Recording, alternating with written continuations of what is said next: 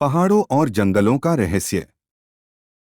यह कहानी एक छोटे से गांव की है जो पहाड़ों और घने जंगलों के बीच बसा हुआ था।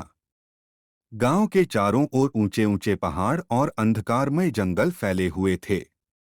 यह जगह जितनी सुंदर थी उतनी ही रहस्यमयी और खतरनाक भी। गांव के लोग मानते थे कि जंगल के भीतर एक प्राचीन और भयानक शक्ति छिपी हुई है।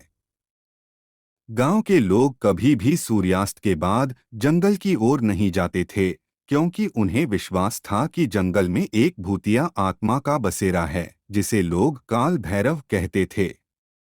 गांव में ये कहा जाता था कि जो भी व्यक्ति रात के समय जंगल में जाता है वह कभी वापस नहीं लौटता। उसकी चीखें पहाड़ों के बीच गूंजती रहती थीं और फिर सब कुछ सन्नाटा हो जाता था। एक दिन गांव में एक युवा लड़का आया जिसका नाम अर्जुन था।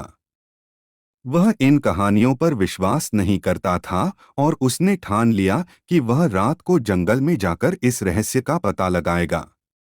गांव वालों ने उसे बहुत समझाया, लेकिन वह नहीं माना। रात के समय अर्जुन अकेला ही जंगल की ओर निकल पड़ा। उसकी जेब में सिर्फ एक टॉर्च थी। जैसे ही अर्जुन ने जंगल के भीतर कदम रखा, पेड़ और पौधे अजीबोगरीब आवाजें करने लगे। हवा में ठंडक थी और चारों ओर एक अजीब सन्नाटा छाया हुआ था। कुछ दूरी पर उसे किसी के कदमों की आवाज सुनाई दी। अर्जुन ने चारों ओर देखा, लेकिन उसे कोई नहीं दिखाई दिया। उसकी टॉर्च की रोशनी धीमी होने लगी और तभी अचानक उसके सामने एक काले साये का अक्स उभरा। वह अक्स धीरे धीरे उसकी ओर बढ़ने लगा।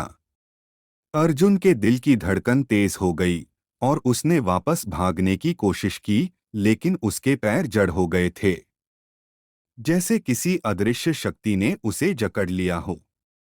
वह परछाई उसके करीब आई और धीरे धीरे उसकी आंखों के सामने अंधेरा छाने लगा। अगले दिन गांव वालों ने अर्जुन को ढूंढने की बहुत कोशिश की, लेकिन उसका कोई पता नहीं चला। सिर्फ एक चीज मिली, उसकी टूटी हुई टॉर्च जो जंगल के किनारे पड़ी थी। गांव के लोग अब और भी डर गए थे।